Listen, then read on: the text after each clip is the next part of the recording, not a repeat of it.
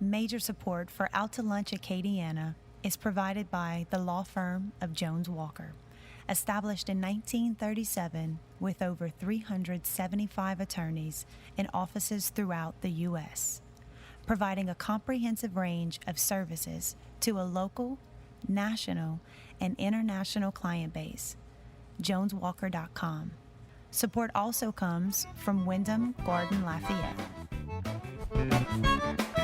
From Cafe Vermilionville in Lafayette, we're out to lunch with Professor of Finance and Director of the award-winning Burken Road Reports, Peter Ricchiuti. It's business, Acadiana style. Hi, I'm Peter Ricchiuti. Welcome to Out to Lunch. Although Lafayette is a bustling city, we like to believe we're a small town where if you don't know each other, you know of each other. Jezebel Lobelia may be the exception that proves the rule. Although Jezebel is known nationwide, it's possible you've never even heard of her. From her home studio here in Lafayette, Jezebel Lobelia is the creator of fashionwear that she sells under the label Jezebel's Fascination. Jezebel sells on average across the country one piece a day.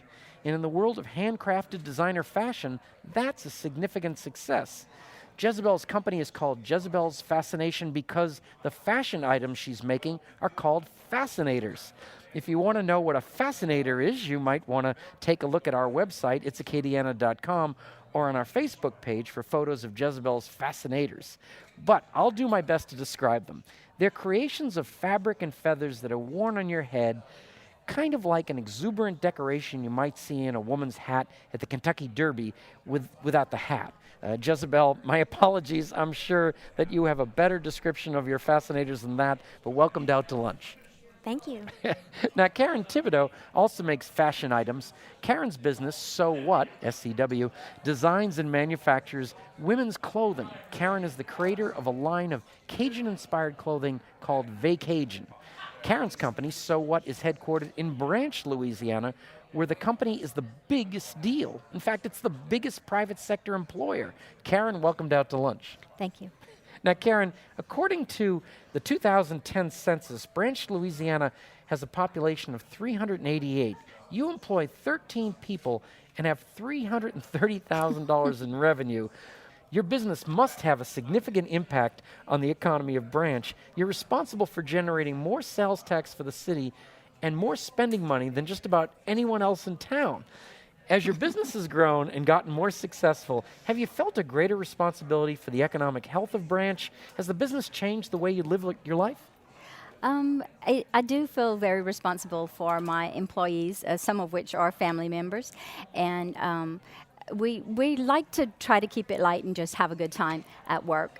We do a lot of really fun stuff as far as the costuming and creative ideas, so I try not to be too burdened by my responsibility. Well, that's good. You're probably well loved in that town, though. Now, tell me what it is you're making. Is it a lot of it's Mardi Gras themed? What kind of actual items are they? Well, we specialize in the coureured Mardi Gras costumes, which are the ones they wear to chase the chickens, and we have, we started out kind of slow in that department. I also make the costumes for some of the balls here in town, but we started with the coureured Mardi Gras costumes, and it really just took off, and we're having a lot of fun with it. You can add more fringe, and we have some themed items. We also make the capuchons and the masks to go with it. My daughter-in-law started working with us a couple of years ago, and she is really creative for making the masks, really some scary and some funny and just crazy fun stuff. That is, we talk about seasonal businesses, but yours is really seasonal. The selling time is seasonal, but the work is year-round. Like you start what? You start like on Ash Wednesday, do you start for the next? I normally start a couple of weeks after, but this past year, we actually did start on Ash Wednesday. Sometimes we like to take a trip out of town, like during or after the actual Mardi Gras season, but this year we didn't, so we just went right back to the grind, and we plan on having over 1,000 costumes in stock, so it takes us that long to make them. Wow. No Lent off for you. That's what I thought it was going to be. Jezebel, one of the many interesting aspects of your business is your sales outlet. It's almost exclusively through Etsy.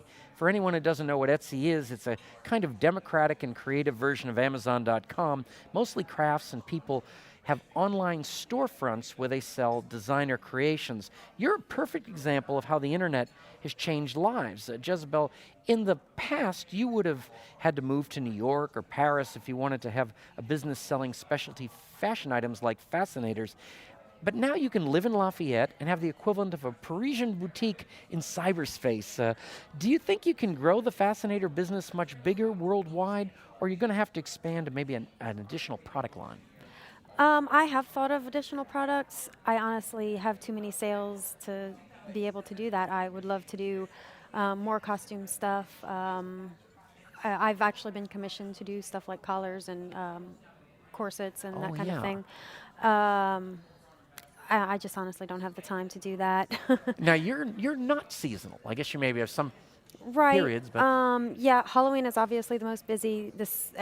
From September all the way through December because of like the ugly Christmas thing. Everybody wants like the goofy thing on their head, and then it kind of picks up. It slows down in January, and then it picks back up in the spring for Kentucky Derby and all the. I mean, all the obviously races. There are horse races everywhere, yeah. horse shows everywhere, but You've got a beautiful one on today. This is.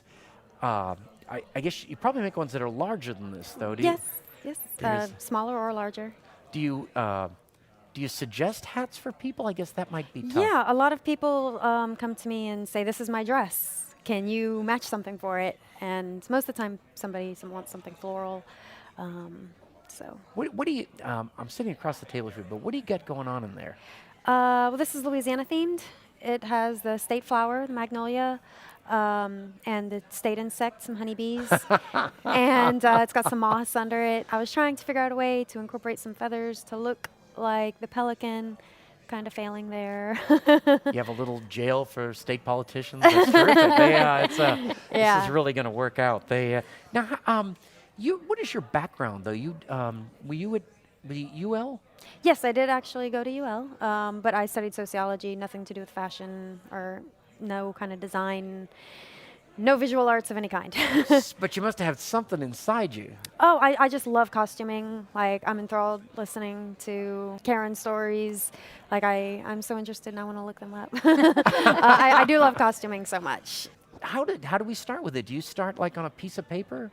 No, just like sometimes I'll buy a dress and I want something to match the dress. About a year ago, bought a vintage car and I wanted something to match it. Like I wanted something Louisiana themed, so something. Are they all unique, by the way, or are they? Do you make a certain amount of those, a number of those Louisiana hats? As many as supplies allow. Karen, I guess I'm very surprised that there aren't more competitors for what you do. And you've got to tell us your full name. Karen Thibodeaux. That is so great. You should be the person in this business. Yes. But are there a lot? Is there competition? There are a few mom and pop kind of, maybe a grandma or a nan or something, that's making a few costumes for their relatives. And there's a place in Church Point, and there used to be one in Eunice. I don't know if they're still open, but there are places that might have 10 or 20, maybe even as many as 50, costumes that you can choose from. But last year we had over 900 to choose from in sizes from newborn to 4X, 17 different sizes. Man, that is. Now in New Orleans, they probably get most of these things ready for people riding on floats, but you're getting them ready to ride horseback. Yes. That's, I guess, a certain kind of outfit I would wear for horseback. Some things be more comfortable than others. Well, they're all pretty much pajama style, just slip-on elastic waist or drawstring pants and a loose-fitting top. The main thing is the fringe. Like, they want to have colorful, bright pieces, and they like lots of fringe, some people. So they're priced accordingly. Of course, it takes a lot more labor to add all that fringe on. And we just started doing the capuchons and the masks. I mean, as you can imagine, it's a lot of like hands-on labor. So I had to add extra people to be able to offer those services. Absolutely. And, I've got to ask you this, Jezebel. Are there certain kinds of women that wear hats like this? I mean, everybody knows their market. It's usually more of the quirky women who want to stand out. Rarely do I have someone say, well, I want something but not too big. That's probably only happened like twice. Can you wear them more than once? Oh, of course. I mean, in terms of you just wouldn't wear them to the same event? Or? Right. Well, depending on what kind of piece it is. Like if Yeah. I'm selling a voodoo piece, I assume you could wear it for Mardi Gras or How about Halloween. church? Yes, I would think. I do try to market them as like Sunday church hats, like the bigger, nicer ones like this. But I've never really had anyone request or, I mean, usually on I Etsy think it's it'll a show whole new you. market for you. Sister Jezebel.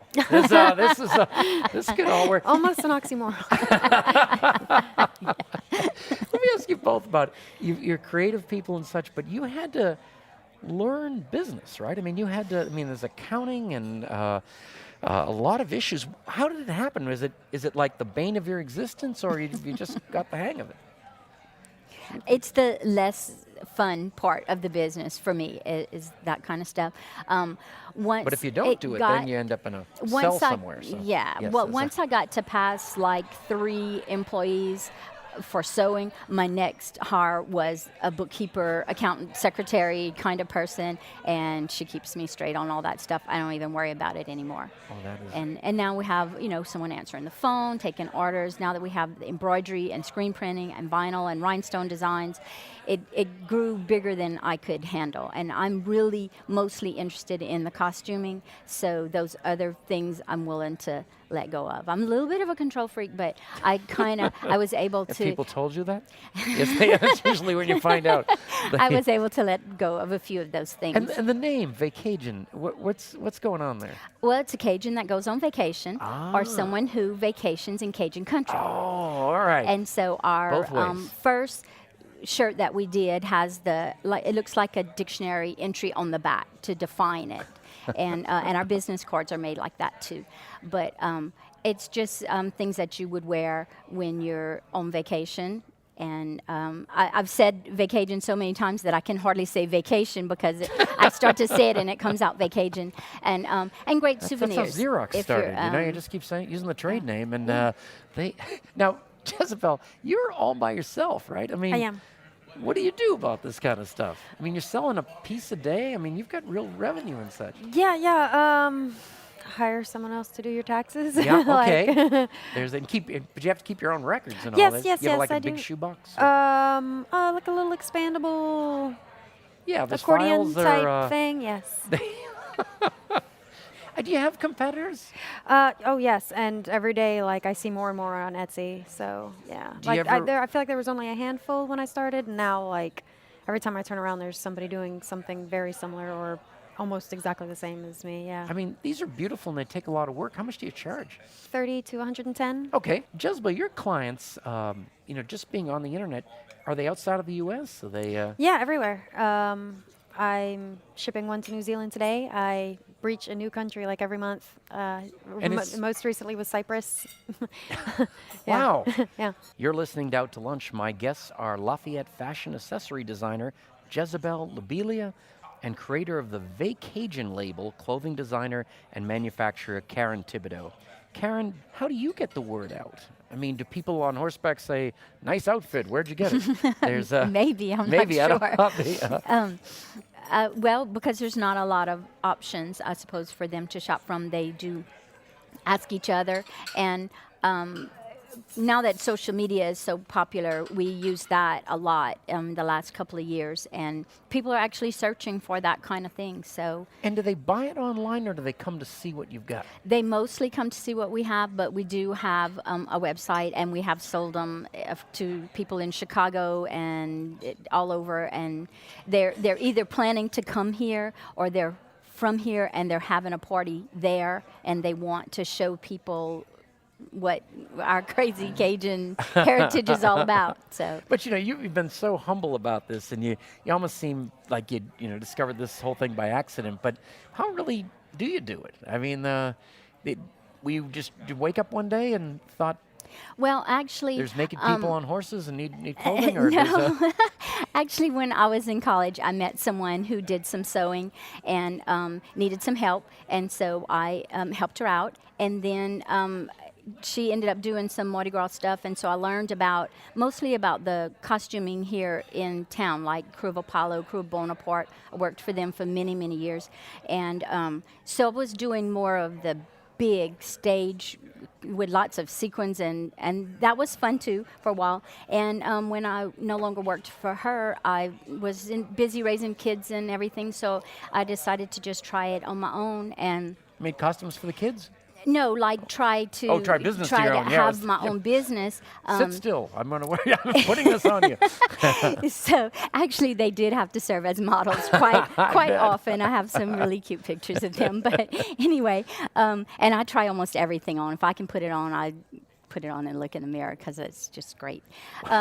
So I kind of started like that, and then people just came like requesting the Coureur de Mardi Gras costumes, and it's cotton and it's not sparkly, and I thought it wouldn't be fun, so I resisted for many, many years. And then I tried a few, and it was so easy, and they willing to buy it. So I've tried a few more, and now I do add sparkly fabric, and some of them like really like that element, and we found great fabrics with bright, pretty colors, and so I'm liking it a little bit more than I did in the beginning. So it just kind of, it's not what I started out to do, but it evolved into that. Now the customer walks in, and you mentioned, was it 900 different outfits? Do they tend to, at that point, want them customized?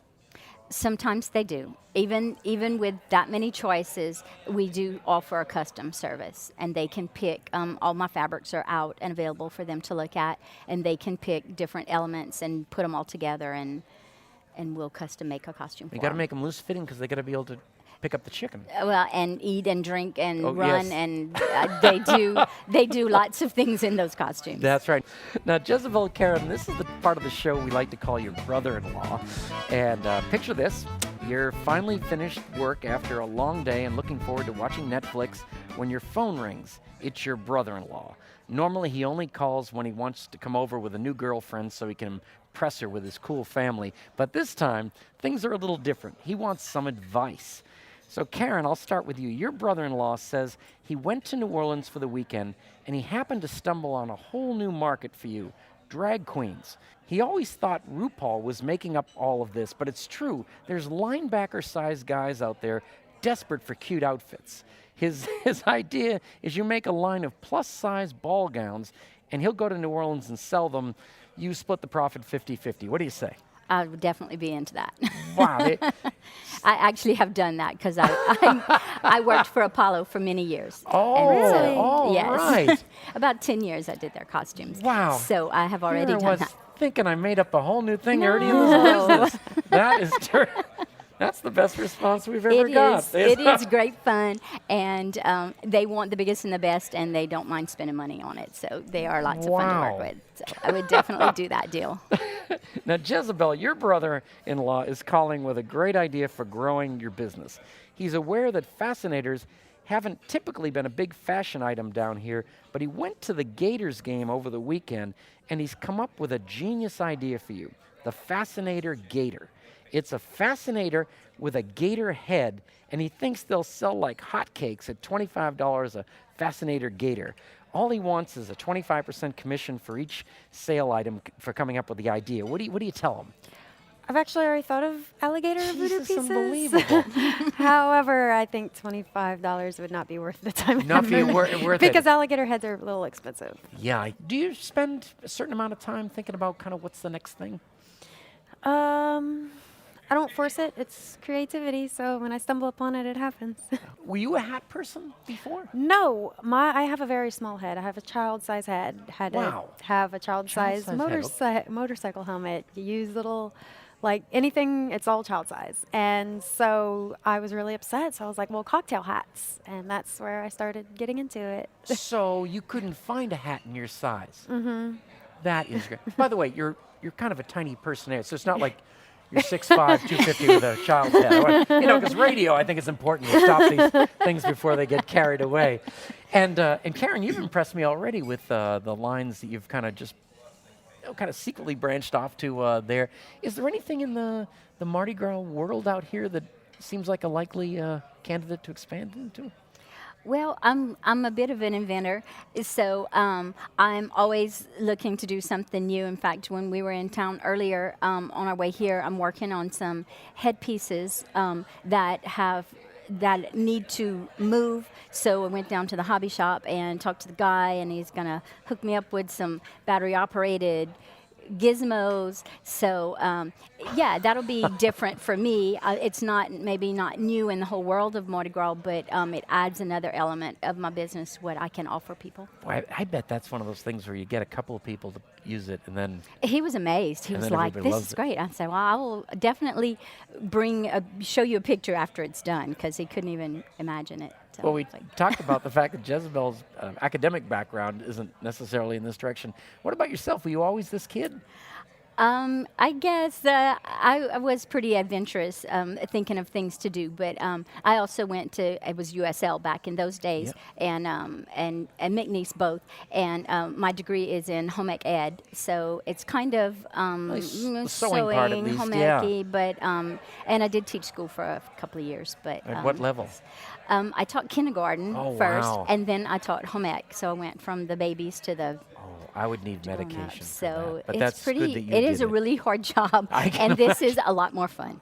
And if somebody had told you back in Branch when you were a young woman that you'd be an entrepreneur, that no, that wasn't on my radar. Even now, I think I really, and I say to the girls all the time, like, I don't want to be in charge. I don't want to be the boss. I want to be the one who just makes the costumes. I don't want to answer all the questions because they're constantly coming to me, making me answer all kind of questions and give pricing on things. And I just think, I just want to make this costume. And if I were left alone to do it, I could really crank them out. And you work with your husband. Yes, I do. Do you advise that? I've had other guests tell me that's not good, but we actually have a really large building, and he works in another room. We do have lunch together every day, and he plays lots of golf. Oh, all right. So it's a perfect combination. I'm going to call the past guests up and down and tell them that there's a key to this. Now, Jezebel, what is the state of the local fashion industry? Oh. Does it exist here? I would say no. Everybody wears the same boring things that looks like everyone else. I see it in a shop window, and it's just a plain dress that looks like a T-shirt. I would say no. And are there more people like you that really want to come up with your own look? Must be. Maybe not here, though. Right. What percentage of these hats do you think you sell in this area? Oh, I think I sold 2 around Mardi Gras. Really? Yeah. Wow. Now, with that in mind, do you ever think of moving to a place that would be more, cosmopolitan or fashion-oriented? It's not necessary for sales, really. I'm not really a good salesman anyway. Right, so to do it in person, I don't feel... And it's not necessary for inspiration. That's all Right. coming from inside that apparently small head. That you mentioned earlier. That's pretty great. And you stay here because this is home? And I bought a house. Yeah, you're there. And is your house the address? Is it technically where you make everything as well? Mm-hmm. Is that a problem? Yes. I have supplies in every room of my house. Yeah. Now, each of you, one of the things that I love about Lafayette is that people talk to each other and they don't seem very competitive, with each other. Do you get some good ideas from other folks in town? I do, yeah. I don't find that people that do what I do are very secretive at all, because there's very few of us doing it, so there's lots of work for everyone that wants to do it. So I feel like people otherwise I wouldn't have learned everything I know. If someone hadn't shared with me all the things that they know, I wouldn't know what to do. Nobody grows up knowing how to make a Mardi Gras costume. And I don't like to tell you this, but you don't describe yourself as an entrepreneur, but technically you really are. So it's something. If somebody's speaking French to you and using the word entrepreneur, you have to stand up. That's Of all the things Acadiana is known for, from gumbo to Zydeco, nobody would normally accuse us of being fashion forward when it comes to stylish clothing. Well, I think today we've proved that's a myth. Karen, Jezebel, you're both in your own ways and styles, fashion leaders, and you both have your businesses humming along in ways that would make any fashion house CEO happy. It's been great to meet you both. We wish you continued success and look forward to keeping up with you. Thanks again for taking the time to join me today and Out to Lunch. Thank you. My guests today on Out to Lunch have been Karen Thibodeaux, the owner of So What Design and creator of the VaCajun label, and Jezebel Lobelia. She's the founder and designer at Jezebel's Fascination. You can find out more about Karen's clothing and Jezebel's Fascinators by following the links on our websites, krvs.org and itsacadiana.com. Today's show is recorded live over lunch at Cafe Vermilionville in Lafayette. Cafe V is open weekdays for lunch and 6 nights a week for dinner, with a courtyard that sets the scene for fine Louisiana cuisine. The producer of our show is Grant Morris. Our technical producer is Eric Merle. Our researcher is Ann Christian. Our theme song, Encore Monsieur Nice Guy, is written by Mitch Foreman and performed by Mitch Foreman and Andre Michaud. Our Acadiana business consultants are Pete Prados from Innovate Acadiana, Zach Barker from The Opportunity Machine, and Dr. Blake Escaday. If you want to know what we look like, and today's show, you really ought to check that out. You can find photos from this show on our website and Facebook page. These photos were taken today by Gwen Aucoin.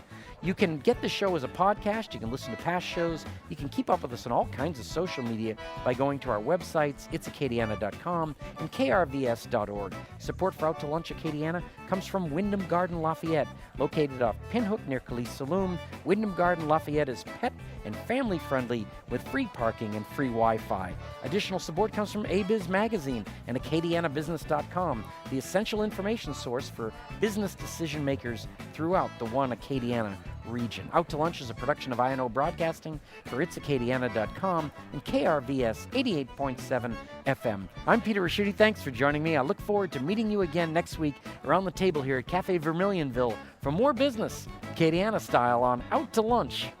Major support for Out to Lunch Acadiana is provided by the law firm of Jones Walker, established in 1937 with over 375 attorneys in offices throughout the U.S., providing a comprehensive range of services to a local, national, and international client base. JonesWalker.com. Support also comes from Wyndham Garden Lafayette.